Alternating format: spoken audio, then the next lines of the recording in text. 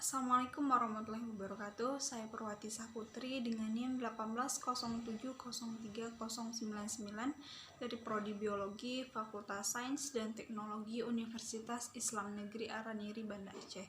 Video ini dibuat untuk memenuhi syarat dari mata kuliah Oceanografi dengan dosen pengampu Pak Ilham Zulfahmi tentang alga dengan ganggang. Nah, untuk kita ketahui, alga adalah sekelompok organisme autotrof yang tidak memiliki organ dengan perbedaan fungsi yang nyata.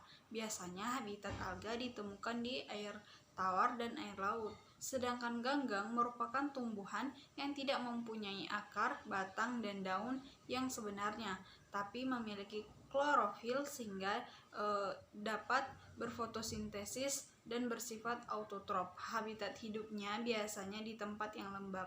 Pertanyaan yang kedua yaitu, adakah produsen sekunder? Jawabannya ada, di mana produsen sekunder membuat makanannya sendiri. Produsen sekunder juga dapat dikatakan sebagai makhluk hidup yang mampu mengubah zat non-organik menjadi organik. Semua ganggang hijau adalah produsen karena proses perpindahan zat anorganik dengan menjadi organik disebabkan oleh klorofil yang terdapat di tumbuhan yang dapat bersifat fotosintesis. Yang ketiga, apakah perbedaan zona fotik dan zona afotik? Zona fotik adalah zona vertikal laut yang menerima sinar matahari, sedangkan zona afotik merupakan bagian lautan yang tidak terdapat sinar matahari. Zona fotik memanjang hingga 200 meter dari permukaan laut, sedangkan zona afotik terlentang 200 meter ke dasar permukaan laut. Keempat, selain cahaya, komponen yang dibutuhkan saat fotosintesis itu memerlukan air, CO2, pigmen, plastida, dan antena. Yang kelima, fitoremediasi adalah manfaat tumbuhan mikroba yang berasosiasi dengan tumbuhan lain untuk membersihkan lingkungan dari segala pencemar organik dan anorganik. Aktivitas yang ditimbulkan mikroba dan tumbuhan dapat menghasilkan perubahan pencemaran ke arah ekstraksi, stabilisasi, degradasi, dan senyawa pencemar.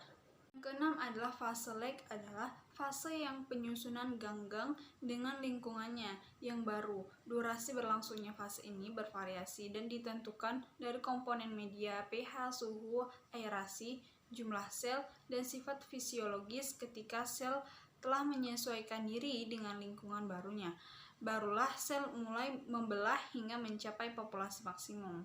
Kemudian fase itu dinamakan fase logaritma atau fase eksponensial, di mana ditandai dengan periode pertumbuhan yang terbilang cepat. Setiap sel dan populasi membelah menjadi 2 derajat puluh bakteri. Pada fase ini sangat mempengaruhi oleh sifat genetik yang diturunkan. Fase ini terjadi ketika laju pertumbuhan bakteri sama dengan laju kematian, sehingga jumlah populasi organisme ini akan tetap. Keseimbangan ini terjadi karena adanya pembelahan sel akibat kadar nutrisi yang tidak cukup dan akumulasi produk yang beracun bagi sel sehingga mengganggu proses pembelahan. Selanjutnya, fase stasioner yaitu fase kematian ditandai oleh peningkatan laju kematian yang melebihi laju pertumbuhan.